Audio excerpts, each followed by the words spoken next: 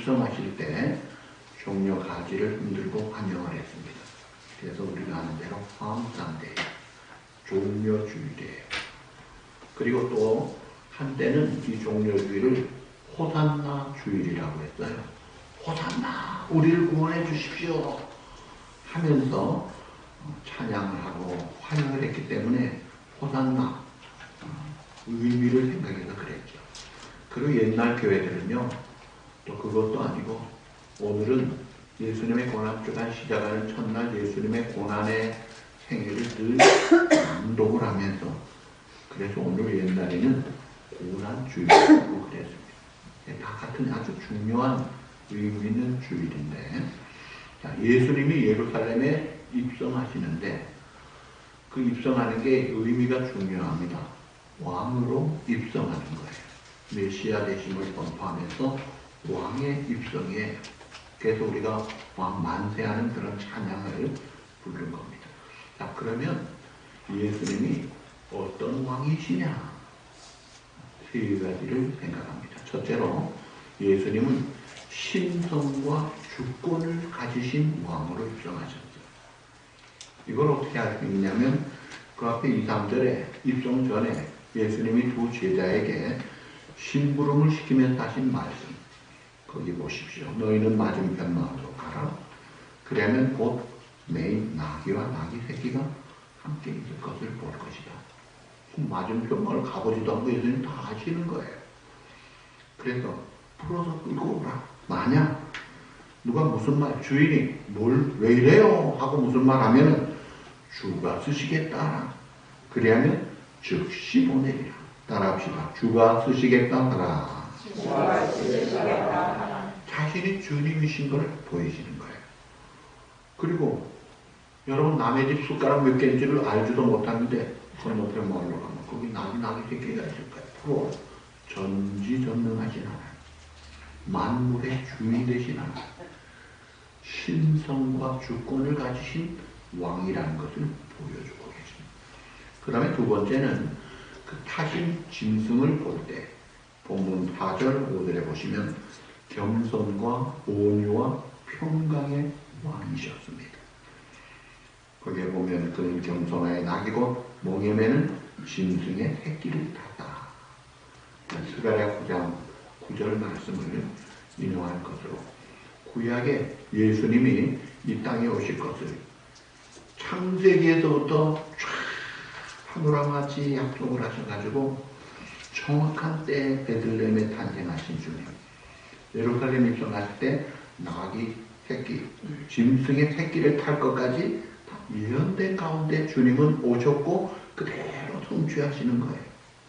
하나님이 우리를 구원하시는 역사를 즉흥적으로 그렇게 하시는 분이 아닙니다. 주도면밀한 철저한 완벽한 계획에 따라 한치의 오차도 없이 그 하나님의 타임 테이블에 맞춰서 진행을 하시더라 이거예요.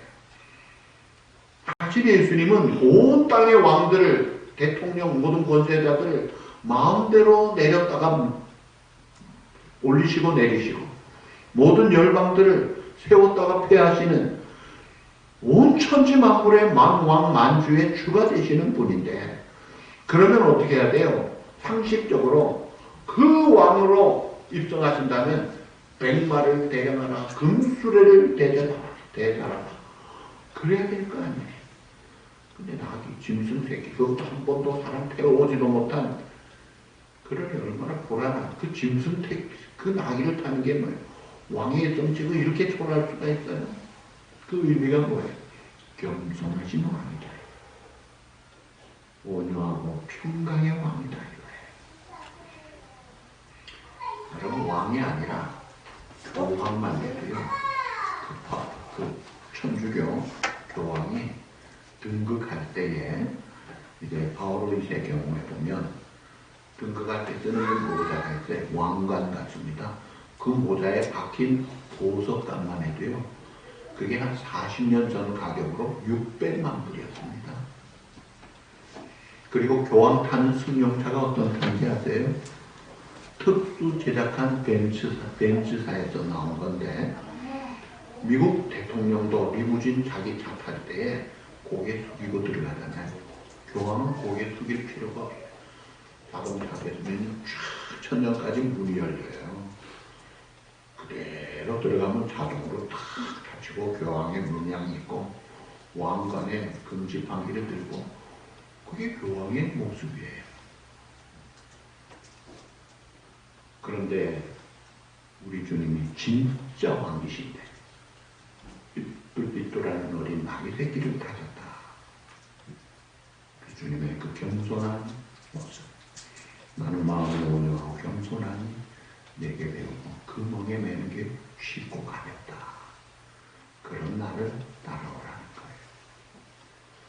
그 다음에 세 번째는 오늘 모습 보면 7, 8절, 9절을 보면 환영받는 왕으로 입성하십니다. 여기 7, 8절에 나귀 한 나귀 새끼를 끌고 와서 사람들이 겉옷을 나귀 새끼 위에 얹어놓고 그 위에 예수님이 타시니까 우리의 대다수는 겉옷을 길에 펴고 다른 이들은 나뭇가지를 길에 펴고 환영하더라 이거예요. 자, 그런데 왕으로 입성하시는데 그 입성의 의미는 승리의 입성이었습니다. 자기 앞에 지금 이제 곧 잡히고 그 형극에 십자가가 있어요. 최고의 저주의 나무에 달려 극형의 죽음이 있어요. 그러나 그 죽음 뒤에 부활을 바라고 그리고 예수 믿는 수많은 자들의 영원한 생명의 승리를 바라보고 입성하신 승리의 입성이요. 자, 그 승리의 의미가 세 가지예요. 첫째가 악과 증오에 대한 승리입니다. A.W. 헌터는 이런 말을 합니다. 선을 악으로 갚는 것은 사탄의 방법이다. 선을 선으로 갚는 것은 착한 사람의 방법이고 반대로 악을 오히려 선으로 갚는 것이 하나님의 방법이다. 세상 여러분 기독교의 어떤 종교도요, 어떤 철학도, 어떤 이념도, 어떤 사상도 원수까지도 사랑하라는 것은 없습니다. 오직 성경에 예수님께 하나님의 나라에는 이 복이 있는 거예요.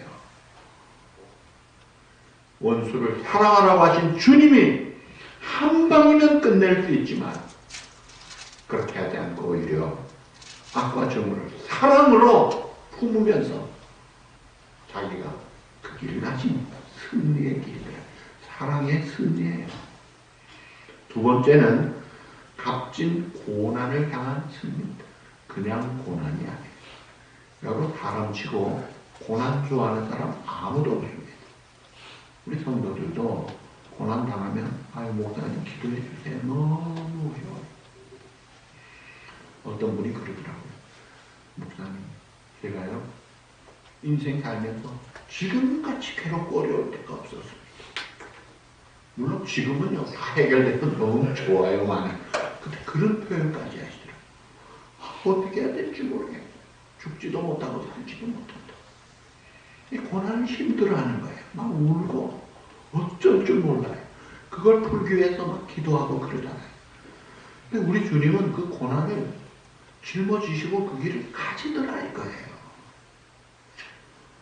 그래서 십자가의 고난을 앞두고 겟세마네 동산에 기도하실 때 인간적인 예수님의 그 감성으로는 아버지의 선장 받지 않을 수 없습니까? 그러나 아버지 뜻대로 받겠습니다. 피땀을 흘리는 기도를 하면서 고난의 승산을 마시고 그 길을 가진 이유가 뭐예요? 왜 예수님이 주먹질을 당하고 침뱉음을 받고 조롱을 받고 왜 가시면류관에 피를 철철 흘리고 모진 채찍을 받고 저주의 나무라는 십자가 아주 시범적인 악한 사람들만 해주는 로마 사람은 절대로 행하지 않는 그걸 왜 달려야 됐어요?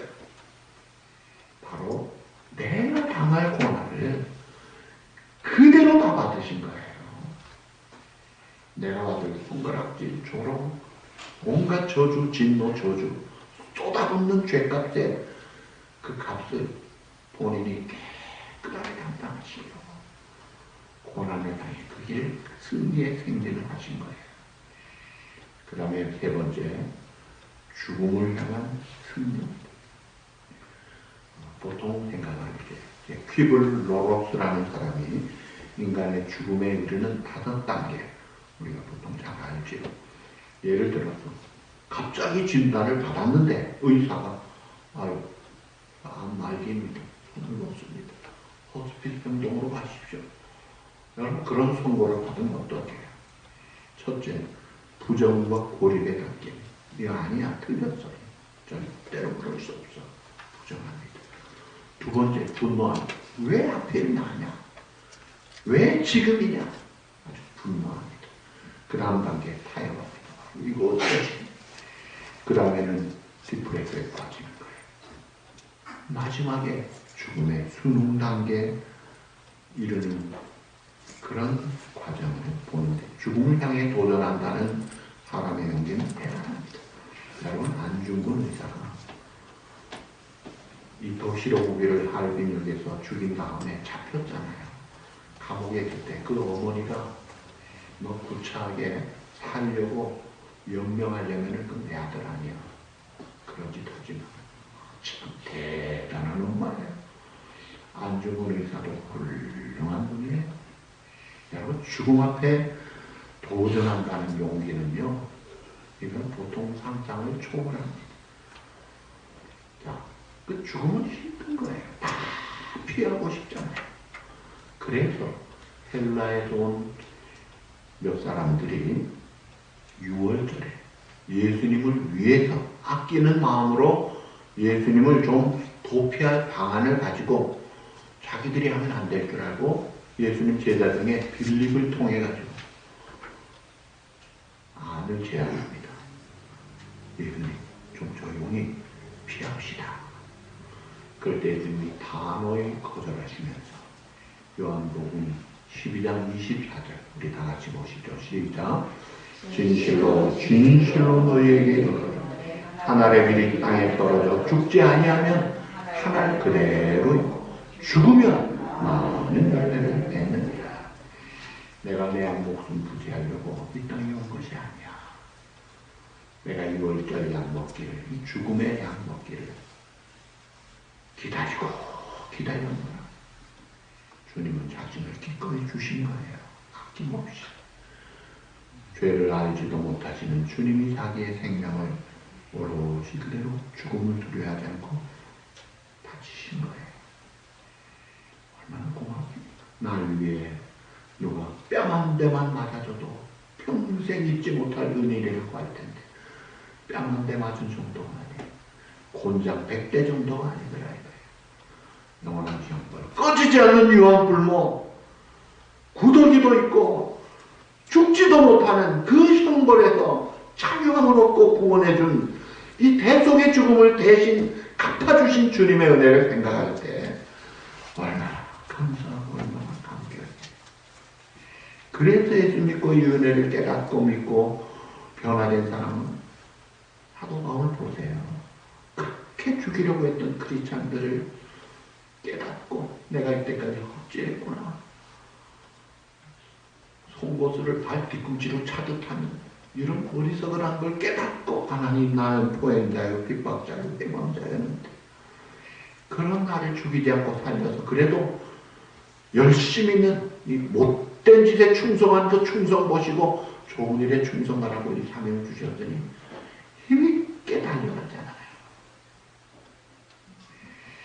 자, 이 종려주일에 예수님을 환영하는 그 무리들 속에 두 종류가 있었어요.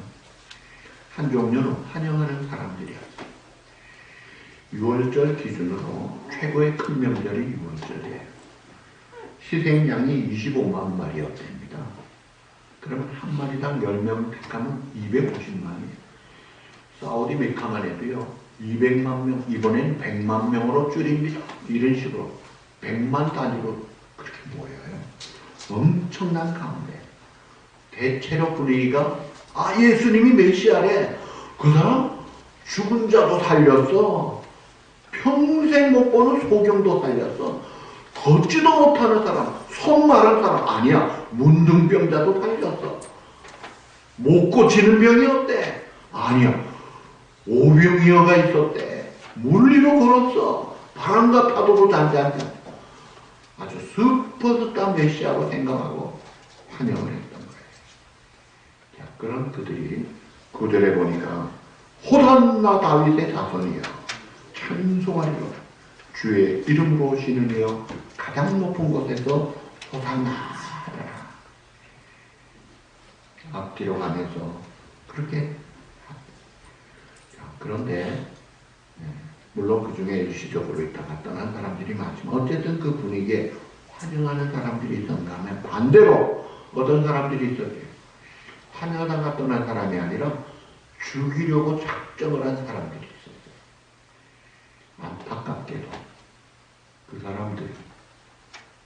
율법을 제일 잘 알고 지킨다는 종교 지도자들이라고 합니다.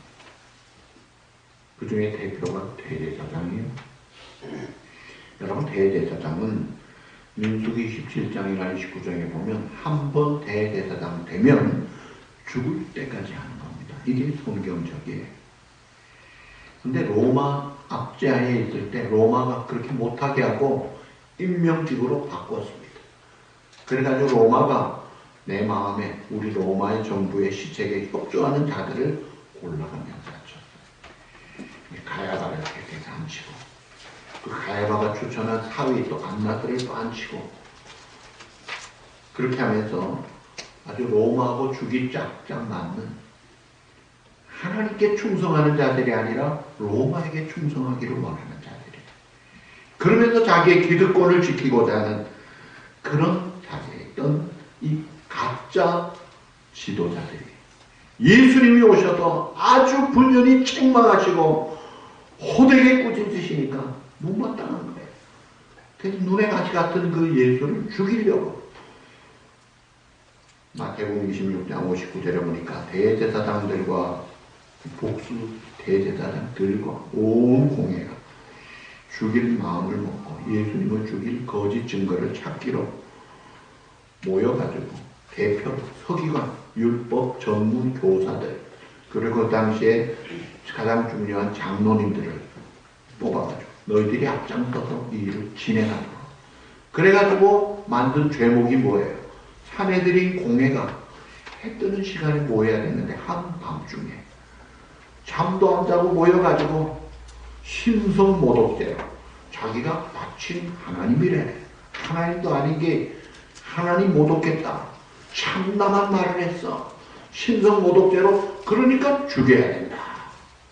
그러나 실제 권한이 없으니까 로마 총독 빌라도에게 가서는 죄목을 또 바꾸지요.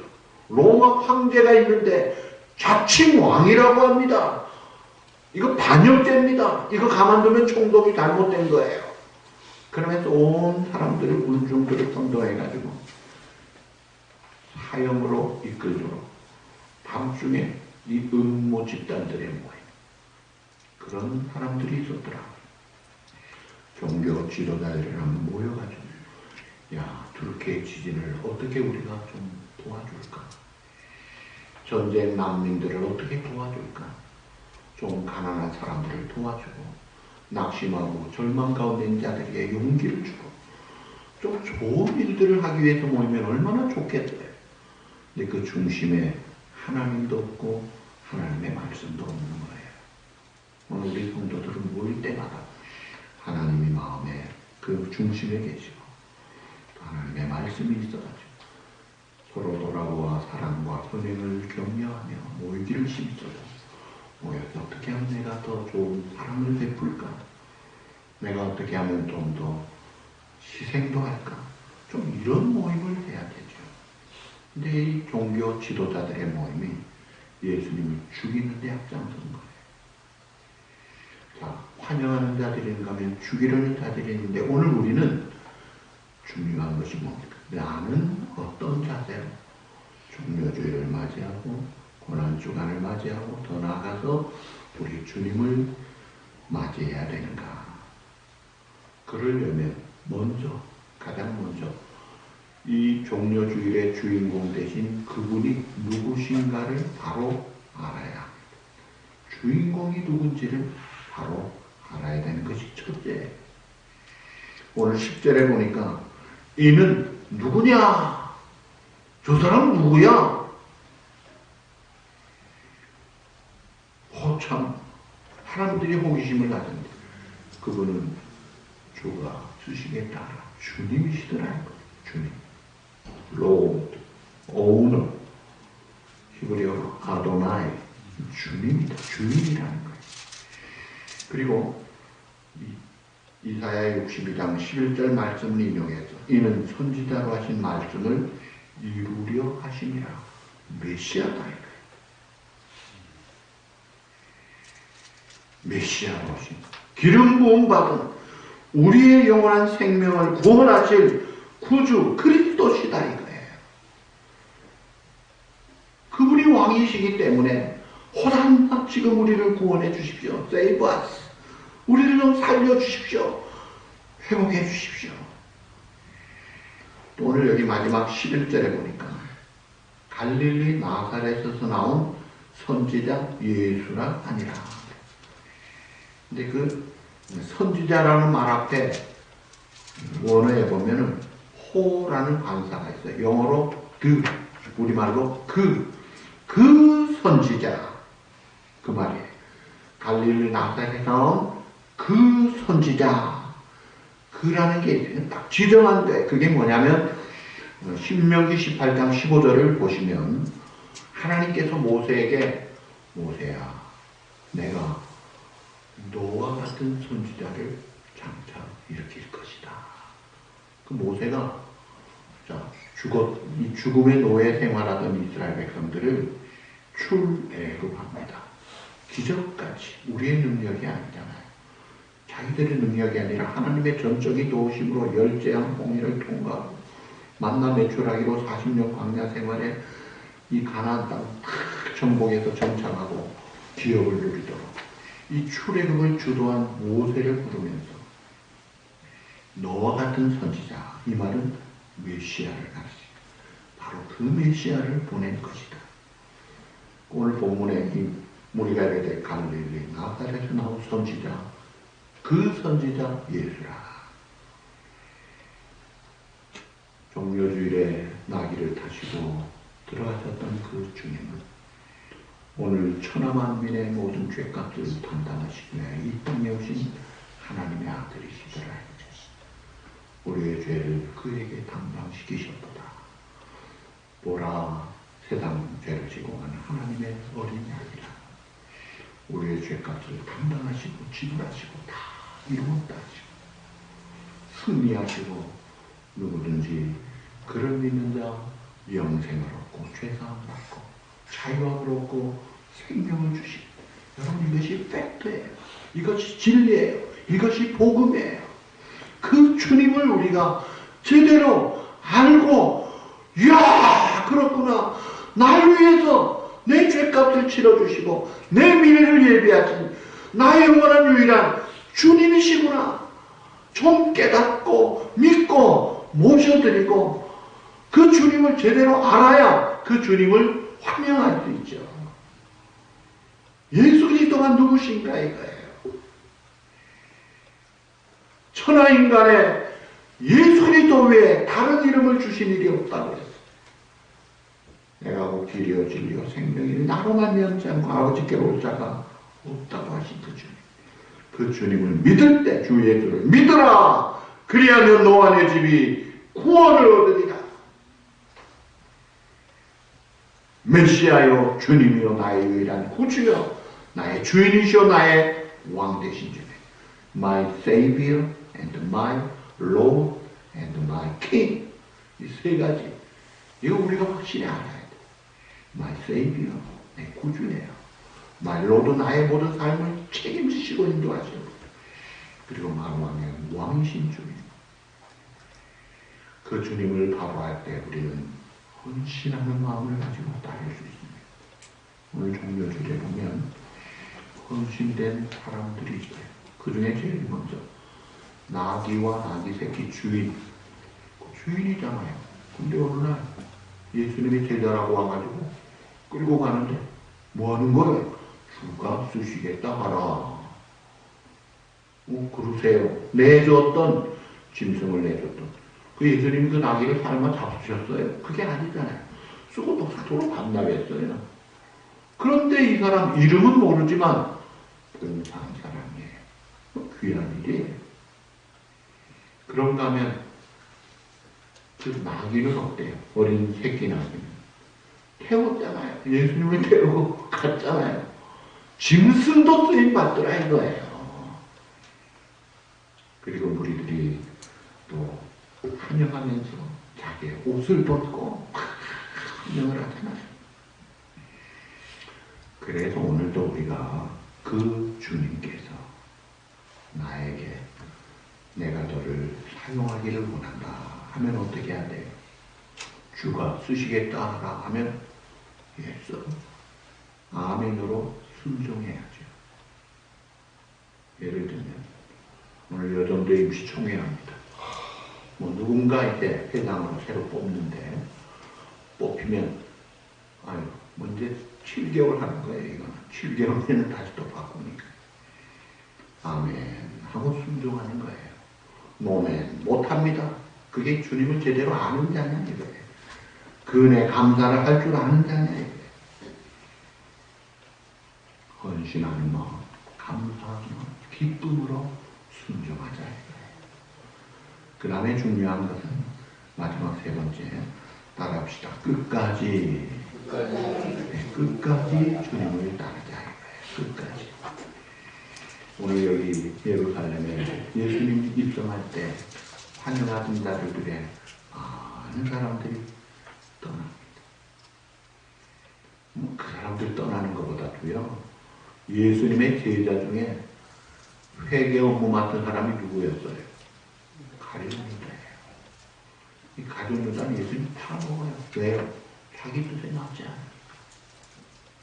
자기 중심이에요. 팔아먹더라고요. 종교 지도자들은 죽여라! 선동까지 하고 그래가지고 죽여버리는 일을 하는데 중간에 변심하고 낙심하고 포기하는 자가 되지 말고 고난의 주님을 따라가야 부활의 주님을 만나고 승리와 영광을 입는 거예요.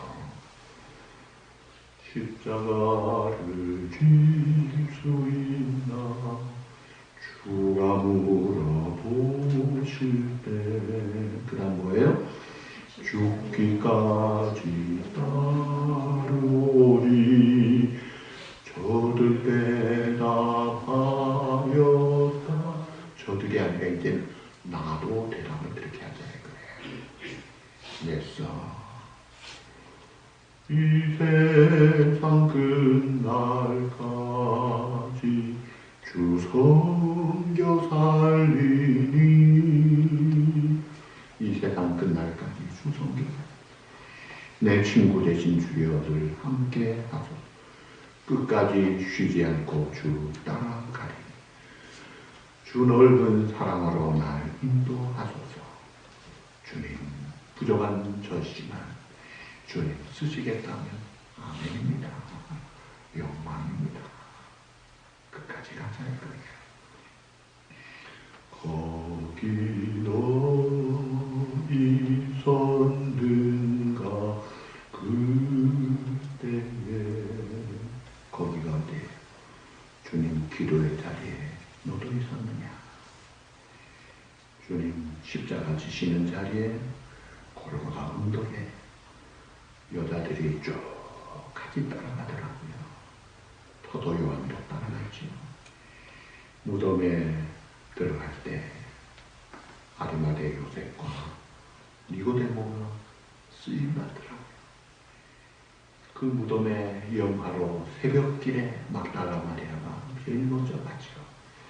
거기 너 있었느냐? 부활의 주님을 제일 먼저 만나더라고요.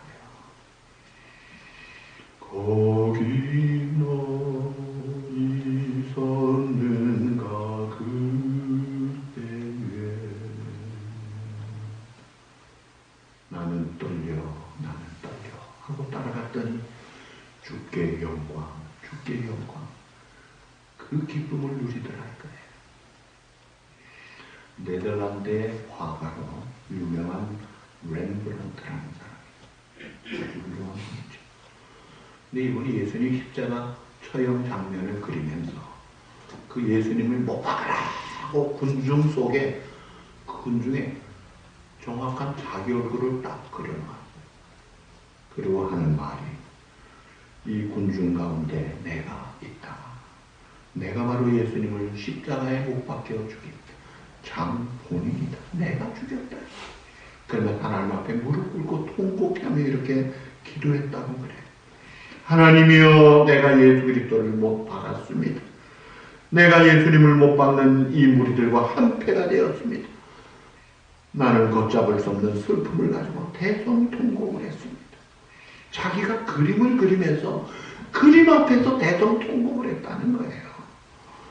여러분, 그림 앞에서도 대성통곡하는데 우리가 이 종려주의를 맞이하고 날 위해 십자가 지신 주님 앞에 내가 죽을 죽음을 대신 죽여버리시기 위하여 대신 죽으신 그 주님 앞에 내가 통곡하지 않으면, 내가 감사하지 않으면 그게 제대로 믿음을 가진 깨달은 자냐인 거예요. 베드로전서 3장 18절 우리 다 같이 읽어보시죠. 그리스도께서 한 번 죄를 위하여 죽으사 의인으로서 불의한 자를 대신하셨으니 이는 우리를 하나님 앞으로 인도하려 하십니다. 죄 없는 예수님이 죄인이 되고 죄 있는 나는 의인이 되도록 하기 위해서 불의한 자로 저주의 나무에 대신 달려 죽으신 주님, 나를 하나님 앞으로 인도하기 위해서였다. 얼마나 고맙습니까? 말씀했습니다. 어떤 검사의 질문에, 수사하는 검찰, 법무부의 검사가 이런 질문을 합니다. 여러분 답해보세요. 형무소에서 가장 기뻐하는 사람이 누구인지 아십니까? 환경이 좋아졌다고, 밥 좋았다고 기뻐하는 그 정도 기쁨이 아닙니다. 3개월형 받고 들어온 사람이 3개월 되었다고 채웠다고 나가는 그 사람이 아닙니다. 가장 못 말리게 기뻐하는 사람이 있습니다. 감당할 수 없이 기뻐하는 사람이 누구냐면 사형수로 있다가 무기수로 감형된 사람이래요. 사형수가 뭐예요? 언제 죽어도 곧 죽는 거. 얼마나 불안하겠어요. 그런데 감옥에서 종신형인데도 무기수 하는 순간에 와! 살았다는 거예요. 정신을 못 차리고 못 말리는 그런 기쁨을 가지고 돌아다닌대요. 살았어. 무기수인데도 그런데요. 우리 주님이 어떻게 하셨어요? 우리가 우리의 죄값을 치르신 사형수인데 감형, 장기 복역해라. 너는 죽이진 않는다. 무기수만 해도 할렐루야 해야 된대. 어떻게 하죠? 석방, 자유를 주시고 의롭다 하시고 그 다음 뭐예요? 하나님의 자녀가 되게 하셨다 이거예요. 천국의 상속자가 되게 했다. 얼마나 감동적인 주님의 희생과 그 값비싼 사랑을 우리가 받았지 않습니까? 그 주님을 모시는데 우리의 마음의 문을 활짝 열어놓고 감사함으로, 기쁨으로, 헌신함으로, 섬김으로 주님을 맞아서 그 주님과 함께 부활의 영광의 삶을 누리는 그런 진짜 이 땅에 오신 주님을 제대로 맞이하고 주님과 동행하며 주님의 기쁨이 되고 우리에게 큰 영광과 축복이 되는 그런 삶의 주인공들이 꼭 여러분이 되시기를 우리 주님의 이름으로 축복합니다.